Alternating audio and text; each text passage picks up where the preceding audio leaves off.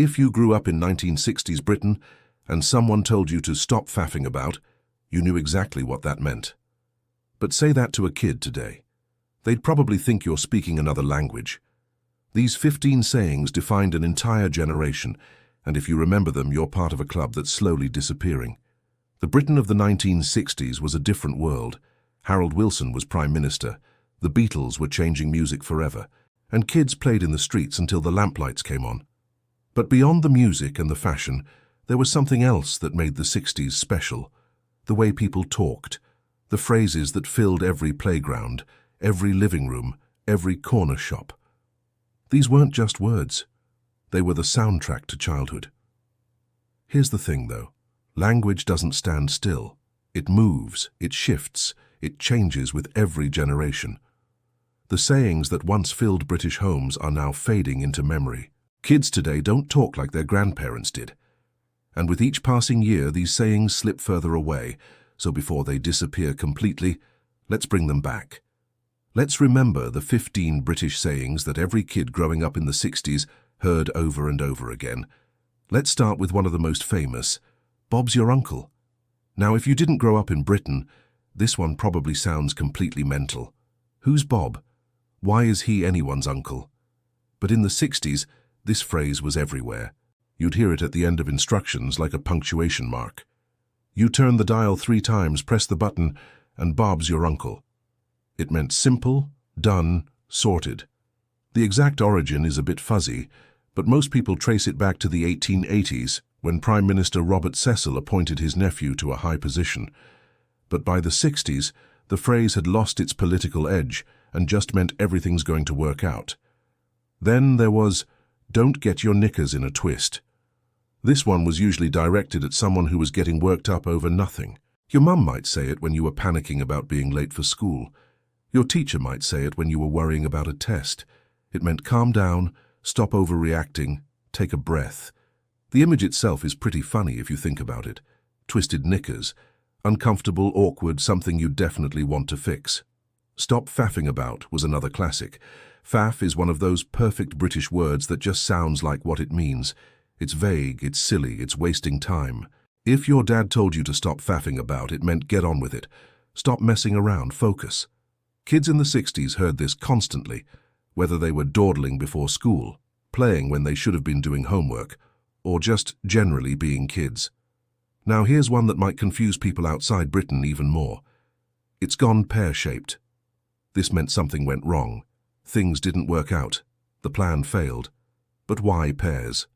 The truth is, no one really knows for sure. Some people think it comes from the Royal Air Force, where pilots would describe a maneuver going wrong as going pear-shaped. Others think it's just because pears are lumpy and uneven. Either way, by the 60s, it was a common way to describe failure without sounding too dramatic. Having a chinwag was what you did when you sat down for a proper chat. Not a quick hello, not a passing comment, but a real conversation. Chin wagging up and down, talking and talking. Neighbours would have chinwags over the garden fence. Mums would have chinwags at the school gate. It was social, it was friendly, and it was essential to British life in the 60s. Then there was chuffed to bits. This one meant really happy, properly pleased over the moon. If your dad got a promotion, he'd be chuffed to bits. If you won a prize at school, you'd be chuffed to bits. The phrase has this childlike joy to it. Bit suggesting something so happy it's been broken into pieces. It wasn't just happy, it was British happy. Taking the mickey was what you did when you teased someone, not in a mean way, but in that affectionate British way where insults are actually signs of friendship. If your mate showed up wearing a ridiculous hat, you'd take the mickey out of him. The phrase probably comes from rhyming slang. Mickey Bliss rhymes with taking the piss. But by the 60s, it had softened into something more playful. Budge up was what you said when you needed someone to move over and make room. On the sofa, on the bus, on a bench. Budge up. Short, simple, polite enough, but also firm. Kids in the 60s heard this constantly, especially in big families where space was limited. Here's one that really captures the British spirit. Mustn't grumble. Someone asks how you're doing, and instead of listing every problem in your life, you just say, mustn't grumble. It's stoic. It's uncomplaining. It's very British. Things might not be great, but you're not going to make a fuss about it. The 60s were a time of change and uncertainty. The war wasn't that far in the past. Money was tight for a lot of families, but people kept their chins up. Spend a penny was the polite way to say you needed the toilet. It comes from the old public toilets where you literally had to put a penny in the slot to open the door. By the 60s, the phrase had stuck even when the cost went up.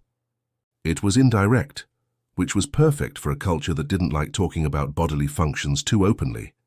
On your bike was what someone said when they wanted you to go away.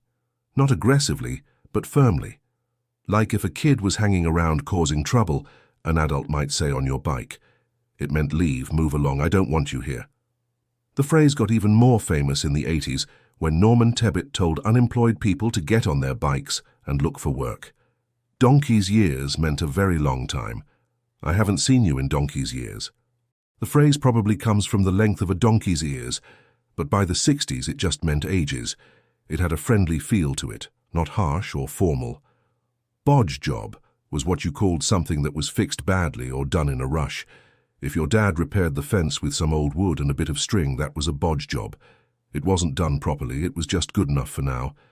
In a way, it was very practical. Britain in the 60s was still recovering from the war. People made do. They improvised. "Don't be daft," was what people said when someone was being silly or suggesting something ridiculous. Daft is such a British word. Not stupid, not idiotic, just daft. Gentle, but clear. Kids heard it all the time. Adults used it constantly. And finally, put the kettle on. This one might seem too simple to count, but it's so fundamentally British that it has to be on the list.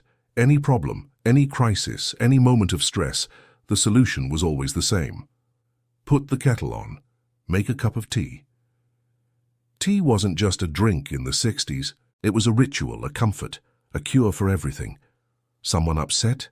Put the kettle on. Someone visiting? Put the kettle on. And every kid growing up in the 60s knew that when Mum said put the kettle on, everything was going to be all right. These 15 sayings weren't just words, they were codes, secret languages that connected an entire generation. If you heard them, you were part of something bigger, a shared culture, a shared history, a shared way of seeing the world. And the thing is, language shapes how we think. The phrases we grow up with stay with us forever. They become part of who we are. So when these sayings started to fade, when kids stopped saying Bob's your uncle and don't get your knickers in a twist, something was lost. Not just words, but a whole way of being British. The Britain of the 1960s is gone now. The streets look different. The shops have changed. The music has moved on. But for those who were there, who grew up hearing these sayings every single day, the memories remain. These phrases weren't just about communication. They were about identity, about belonging, about being part of a time and place that will never come again. And if you remember them, if these 15 sayings brought back memories of your childhood, your parents, your grandparents, then you're holding on to something precious, a piece of Britain that deserves to be remembered.